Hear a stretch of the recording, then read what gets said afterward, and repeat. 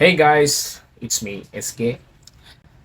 അങ്ങനെ റോന്ത് എന്ന് പറയുന്ന സിനിമ കണ്ടു. ഷാഹി കബീറാണ് എഴുതിയും സംവിധാനവും ചെയ്തിരിക്കുന്നത്. മ്യൂസിക് ചെയ്തിരിക്കുന്നത് അനിൽ ജോൺസൺ, സിനിമാറ്റോഗ്രാഫി ചെയ്തിരിക്കുന്നത് മനീഷ് മാധവൻ, എഡിറ്റർ പ്രവീൺ മംഗലൻ. സിനിമ എങ്ങനെയുണ്ടെന്ന് കേട്ട് കഴിഞ്ഞാൽ ഒരു കിടിലൻ തിയേറ്റർ എക്സ്പീരിയൻസ്.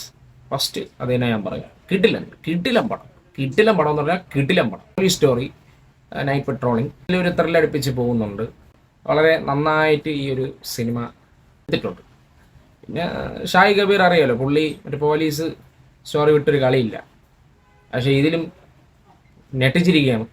ശരിക്കും പറഞ്ഞു കഴിഞ്ഞാൽ അടിപൊളി പടോടെ. ഞാൻ ഒരു ആദ്യമൊക്കെ നമ്മൾ കാണുമ്പോൾ എന്താണെന്നുള്ളൊരു ഇത് കിട്ടുന്നില്ല. പിന്നെ പോകുമ്പോൾ ഒരു ത്രില്ലടിപ്പിച്ചൊരു ഒരു ഒരു നമുക്കൊരു അടുത്ത് എന്താണെന്നുള്ളതെന്നുള്ള ഒരു ആകാംക്ഷ കൂട്ടുന്ന പോലെയൊക്കെ തോന്നും. പിന്നെ ഒരു ചെറിയ സർപ്രൈസ് എലമെൻ്റ് ഒക്കെ ഉണ്ട് ഈ സിനിമയിൽ. ഒരു ഹിൻ്റൊക്കെ തരണമുണ്ട്. ഏതാണെന്ന് ഞാൻ പറയുന്നില്ല. പിന്നെ എന്ത് പറയാനാണ്, കിട്ടില്ല നമുക്ക് ഒരു തിയേറ്റർ എക്സ്പീരിയൻസ്. അതാണ് എനിക്ക് ഈ റോന്ത് എന്ന് പറഞ്ഞ സിനിമ. ഒരു കുഞ്ഞു സിനിമ, 2 മണിക്കൂർ 3 മിനിറ്റേ ഉള്ളൂ സിനിമയുടെ ദൈർഘ്യം. വളരെ നന്നായിട്ട് സിനിമ എടുത്തിട്ടുണ്ട് എന്നുള്ളതാണ് പറയാനുള്ളത്. പിന്നെ performance wise Dileesh Pothan and Roshan Mathew, ഓ മോനെ, 2 പേരും കൂടെ മത്സരിച്ച് അഭിനയമായിരുന്നു.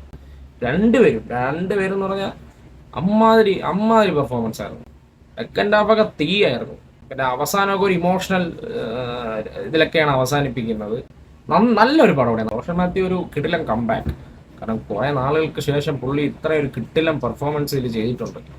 പിന്നെ ദിലീഷ് പോത്തൻ പുള്ളിയും വേറെ ലെവൽ ഉള്ള. ഞാൻ പറഞ്ഞ പോലെ ഒരു പോലീസ് സ്റ്റോറി വളരെ നന്നായിട്ട് ഇത് എടുത്തിട്ടുണ്ട് റോന്ത് എന്ന് പറയുന്ന സിനിമ. പിന്നെ ഇപ്പോഴത്തൊക്കെ പോലീസിൻ്റെ ഒരു കഥ ആണ് ഈ സിനിമ.